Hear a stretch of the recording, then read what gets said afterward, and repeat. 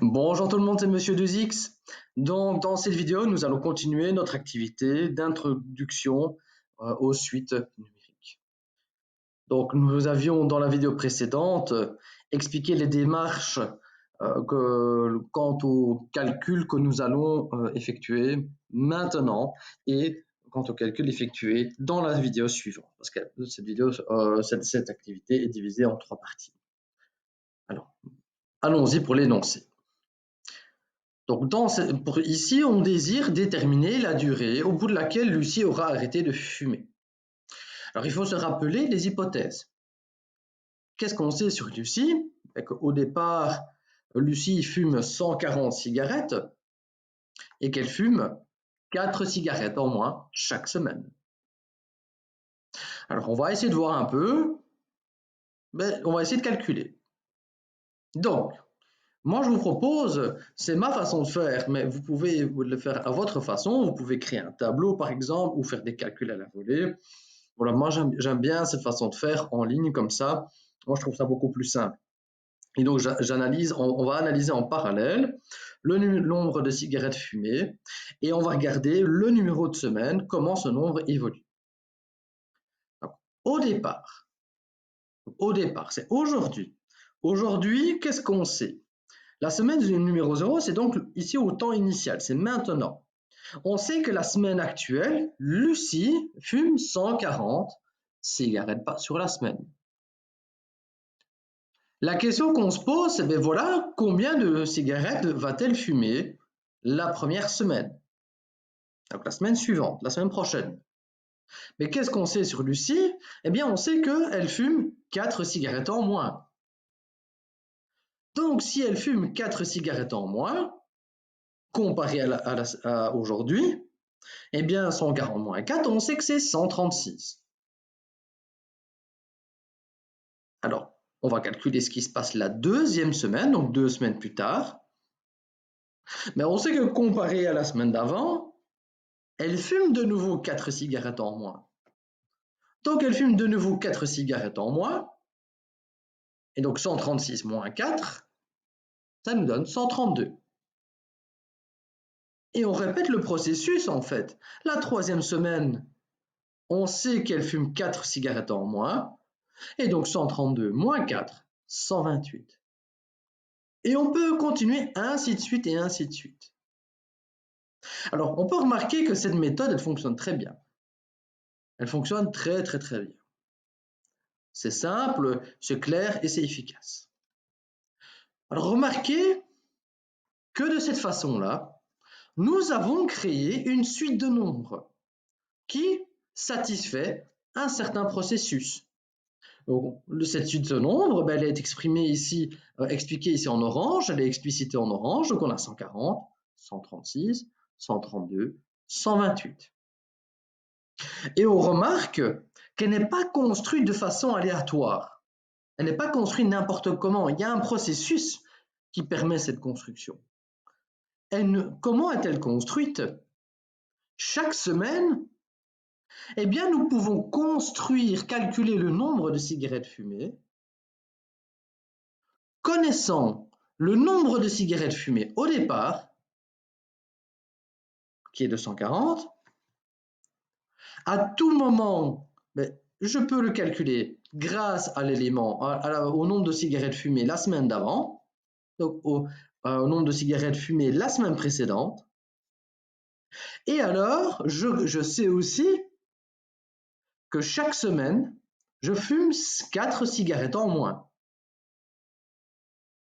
Et donc, ce processus, alors ici, il faut un T, naturellement, donc ce processus de construction, cette méthode de construction, c'est ce qu'on appelle une méthode par récurrence.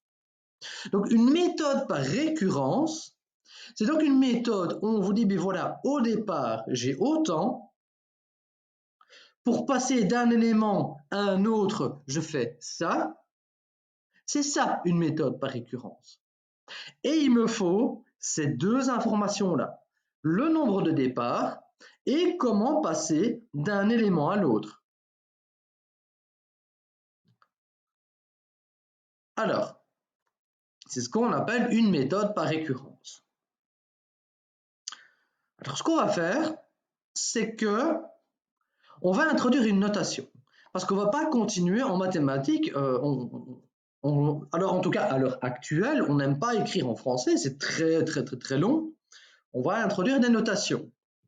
Alors, by the way, les notations mathématiques ne sont apparues vraiment que vers le 18e, 19e siècle, voire même plus. Donc, avant, tout se faisait en français, en latin et en allemand, dépendant naturellement, ou en italien, dépendant de où on se trouvait, où on vivait. Donc, mais les notations, ça condense quand même les choses. Et alors, il nous faut une notation. Parce que là, on gère quand même deux choses en même temps. On gère le nombre de cigarettes fumées et le numéro de semaine. Et donc, cette notation doit tenir compte de ces deux informations en même temps. La notation qu'on va introduire doit pouvoir me dire, ben voilà, à tel numéro de semaine, j'ai autant. Alors, on va remettre le schéma précédent et on va introduire la notation. Alors, la notation qu'on va utiliser, eh bien, c'est la suivante. Alors, comme vous pouvez le voir affiché à l'écran, eh bien, on va introduire la notation C, indice 0 égale 140.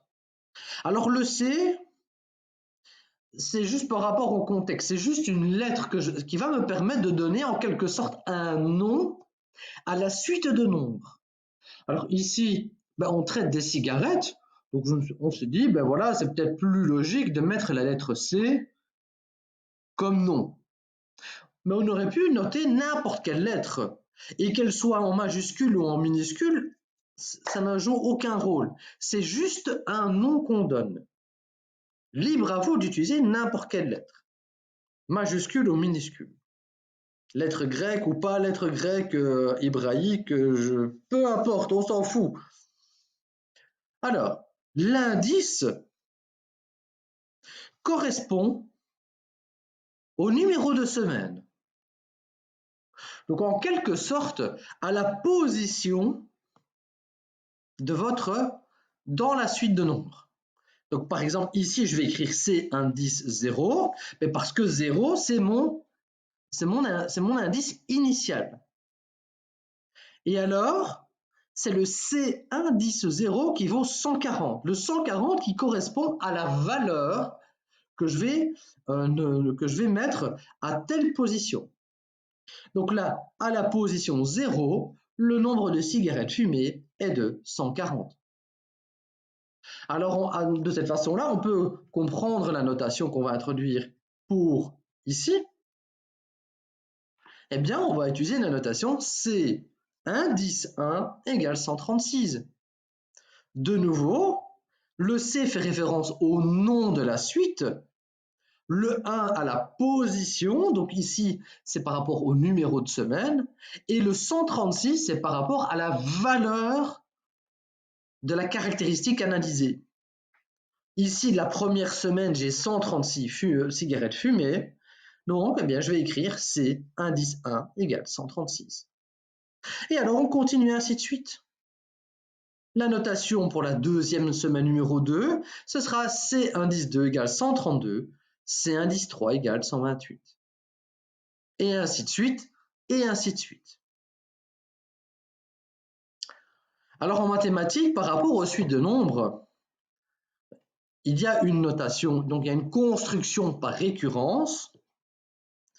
Et donc, il y a donc une formule en mathématiques, ce schéma-là, en général, pour les suites de nombres construites par récurrence, on peut le dessiner, mais en général, on ne l'écrit pas de cette façon-là. Il y a une notation particulière qu'on appelle la forme de récurrence de la suite. Donc la forme de récurrence, c'est donc la formule qui va permettre de construire la suite de nombres par récurrence. Donc qui va pouvoir construire notre schéma ici ou là. Alors, la récurrence. Comment fait-on pour passer d'un élément à l'autre, d'une position à l'autre? Donc, les valeurs, comment évoluent-elles? On a remarqué avant qu'on faisait chaque fois moins 4. Alors si on se base sur nos notations maintenant, 136, c'est 140 moins 4. Mais 136, c'est 1. 140, c'est 0. Donc, C1, c'est égal à 140 moins 4, donc C0 moins 4. Comment est-ce que je calcule mon deuxième élément ici? Je dois faire 136 moins 4. Mais 136, c'est C1. Donc, 132 qui est C2, c'est mon terme précédent, c'est mon élément précédent, ma valeur précédente, moins 4. Et je peux continuer ainsi de suite. 128, c'est 132 moins 4, mais 132, c'est mon C2. Donc, C3, c'est C2 moins 4. Et alors, en mathématiques, pour écrire la forme de récurrence de la suite, de quoi a-t-on besoin? On a besoin du terme initial. Donc ici, mon terme initial, c'est C0, et il vaut combien? 140. Et alors la récurrence, donc ce qui explique comment je passe d'un élément à l'autre. Donc, pour faire comprendre qu'on analyse un élément particulier dans ma suite de nombres, peu importe la position, je le note comme C peu indice n. Donc l'indice n ici, c'est un indice général qui me dit, mais voilà, j'analyse un élément dans ma suite de nombres à une certaine position. Donc par exemple, je peux dire ici, voilà, ça c'est mon n. J'analyse à une certaine position particulière, mais je le fais de manière générale. Je ne fixe pas une valeur particulière. Et donc, comment est-ce que je calcule cet élément? Eh bien, je dois prendre le terme précédent, le terme situé à la position précédente. Donc, c'est pour ça qu'on fait n-1. Regardez bien les éléments ici, les indices. L'indice qui se trouve là est toujours une unité plus petit que l'indice ici. Donc, pour calculer une valeur située dans une certaine position, je dois prendre le terme précédent et lui enlever 4. Donc, lorsque je calcule une valeur située à une certaine position, je prends la valeur située à la position précédente et je lui enlève 4. Et c'est ce qu'on appelle le cas de récurrence.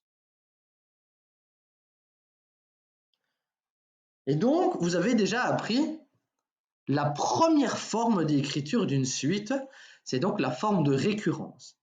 Forme de récurrence, c'est donc une formule qui permet de décrire une suite de nombres connaissant le cas initial et connaissant une certaine formule qui permet de passer d'une position à l'autre. Alors, je pense que vous serez d'accord avec moi.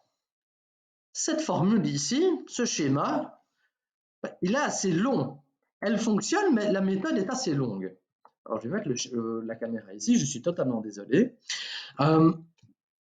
Elle est assez longue et donc on ne peut pas répondre rapidement à la question. Et on ne va pas faire ça de façon indéfinie. Donc, en mathématiques, qu'est-ce qu'on essaye de faire lorsqu'on a une méthode qui fonctionne, mais qui ne permet pas de répondre facilement à la réponse, en tout cas rapidement? Eh bien, en général, on essaye de trouver une formule. Nous avons besoin d'une méthode alternative. Et donc, on va chercher une formule. Et cette formule, qu'est-ce qu'elle va pouvoir faire? Elle va devoir faire, mais me dire, ben voilà, je connais une certaine position, un certain numéro de semaine, et elle doit pouvoir me dire, ben voilà, ce numéro de semaine, là, j'ai une formule qui me dit, ben voilà, ça fait autant de cigarettes. Cette formule doit pouvoir me dire, ben voilà, connaissant le numéro de semaine et connaissant le nombre initial et éventuellement, je dois pouvoir calculer le nombre de cigarettes tout de suite. Alors, on ne va pas le faire n'importe comment, on va se baser sur quelque chose qu'on connaît déjà. On va reprendre le schéma précédent. Alors, cette deuxième forme d'écriture, sur base cette écriture sous forme de formule, c'est ce qu'on appelle la forme explicite. Donc, explicite pourquoi? Mais parce que, comme le nom l'indique, explicite, ça veut dire direct. Eh bien, c'est exactement son but. Cette formule doit nous donner tout de suite la réponse connaissant le numéro de semaine. Et donc, on parle de forme explicite d'une suite. Alors, on va se baser sur le schéma. Et on va réfléchir un petit peu. Donc, au cas initial, j'ai 140. J'enlève 4. Mais pour connaître le nombre de cigarettes fumées la semaine suivante, j'enlève 4 aussi. Et donc, si je compare par rapport au terme initial, mais combien de fois d'affilée est-ce que j'enlève 4? J'enlève 4, 2 fois. Donc pour passer de là à là, je dois faire moins 4 fois 2. Donc 140 moins 4 fois 2. Et ça nous donne bien 132. 140 moins 8, ça nous donne 132. Alors même chose, si je veux calculer le nombre ici, le 128. 128, vous serez d'accord avec moi que c'est 140 moins 12. Mais si je veux regarder par rapport au cas initial, j'enlève 4, j'enlève 4, j'enlève 4. Donc combien de fois j'enlève 4? J'enlève 3 fois moins 4. Donc j'enlève 3 fois 4. Donc, essayons d'utiliser cette information-là. Donc C1, là, il n'y a pas de changement. C'est toujours mon cas initial moins 4. Comme on vient de le dire, 132, qui est donc C2, c'est donc le 140 moins 4 fois 2. Mon C3 qui est 128, mais comme le schéma l'indique, c'est 140 moins 4 fois 3. Et donc on remarque quelque chose, c'est que à chaque fois le cas initial est présent, à chaque fois le moins 4 est présent, et ce qui change, c'est la position, c'est le nombre ici. 1, 2, 3. Et remarquez que ces nombres correspondent exactement à l'indice du nombre recherché. Donc C1, l'indice est 1, mais ici j'écris 1. C2, l'indice est 2. Ici j'écris 2. C3, l'indice est 3, et j'écris 3. Et donc, je peux construire ma forme explicite. Elle est facile à obtenir. Donc, si je généralise cette formule, donc, si j'utilise l'indice Cn, ok? Eh bien, comparons. On remarque que ici, le C0 apparaît toujours. Eh bien, il va apparaître forcément dans la formule départ. C0, c'est 140. Le moins 4, il apparaît toujours aussi. Moins 4, moins 4, moins 4. Et qu'est-ce qui change, comme on vient de le dire? Le nombre qui est situé là correspond à l'indice. Et si mon indice est n, eh bien je vais écrire l'indice n. Et donc voilà, on a trouvé la formule explicite, la formule qui permet de calculer le nombre de cigarettes fumées connaissant le numéro de semaine, peu importe ce numéro de semaine. Et donc maintenant, nous pouvons répondre à la question. Nous sommes intéressés de connaître la valeur, du n, ce qui nous intéresse, c'est le numéro de semaine où le nombre de cigarettes fumées est 0. Mais Cn, on vient de trouver la formule, c'est 140 moins 4n. Et ça, on sait que ça doit être 0. Et là, c'est simple, c'est une petite équation à une inconnue. Donc on fait passer le 140 dans le membre de droite et on divise par moins 4 et on tombe sur 35. Et donc, qu'est-ce que ça veut dire? Ça veut donc dire que Lucie aura arrêté de fumer la 35e semaine. Donc voilà, j'espère que vous avez bien aimé cette vidéo. Donc dans cette partie, nous avons expliqué, nous avons introduit la notion de forme de récurrence et de forme explicite. Donc forme de récurrence, on connaît le cas initial et on a une formule qui permet de passer d'un élément connaissant l'élément précédent. La forme explicite, c'est une formule qui permet de calculer tout de suite, de façon explicite, une valeur connaissant uniquement la position de l'élément dans ma suite de nombres.